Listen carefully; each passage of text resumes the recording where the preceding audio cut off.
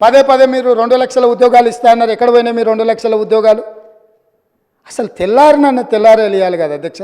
మీ ఉద్యోగాలు పోయిన దుఃఖంలో మీరున్నారేమో కానీ నిరుద్యోగ యువకులు ఆ దుఃఖంలో లేరు అధ్యక్ష. ఉద్యోగ అవకాశాలు కల్పించాలంటే దానికి ఒక ప్రాసెస్ ఉంటుంది అధ్యక్ష, ఒక విధానం ఉంటుంది. జస్ట్ లైక్ దట్ ఇట్లా చేయడానికి ఉండదు.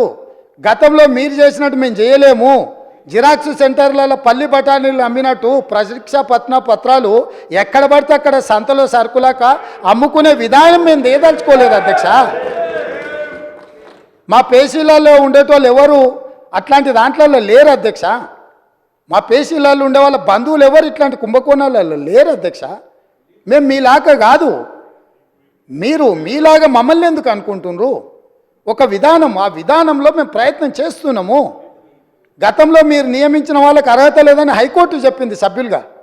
వాళ్ళని తొలగించమంటే రాజీనామా చేయమని అంటే వాళ్ళు విస్మించు కూర్చుంటే కొన్ని విధి విధానాల వల్ల వాళ్ళని తొలగించడానికి కొంత ఆలస్యమైంది. వాళ్ళ వెనకాల కూడా మరి మీరే ఉన్నారా అంటే నాకు తెలియదు, అది మీరు చెప్పాలి ఉన్నారో లేరో. ఏదేమైనా వాళ్ళని తొలగించడము, కొత్తగా నోటిఫికేషన్ ఇవ్వడం, కొత్తగా ఆహ్వానించడం, చైర్మన్గా అదేవిధంగా సభ్యులుగా నియమించడం, ఇదంతా కూడా ఒక ప్రాసెస్.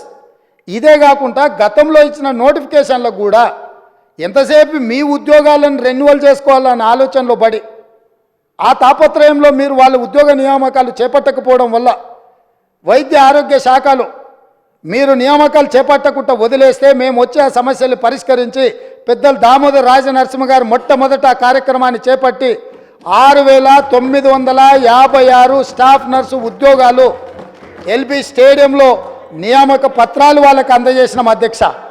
ఇది మా చిత్తశుద్ధి.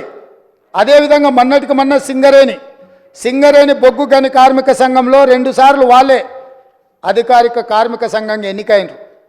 కానీ ఏనాడు ఆ కార్మికుల బాగుల గురించి ఆలోచన చేయలే.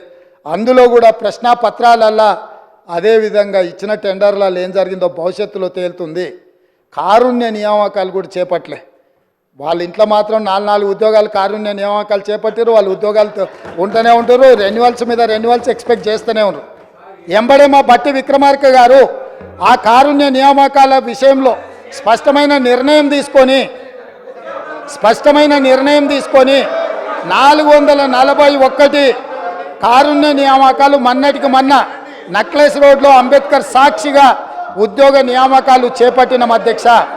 అదేవిధంగా పోలీస్ డిపార్ట్మెంట్లో నియామకాలు చేపట్టాల్సిన చర్యలు వాళ్ళు చేపట్టకపోవడం వల్ల 15,000 పోలీసు ఉద్యోగ నియామకాలు వాళ్ళు ఇట్లనే అరిసి గోల పెట్టినా వీళ్ళు ఇట్లనే అరుచుకుంటూ కూర్చున్నా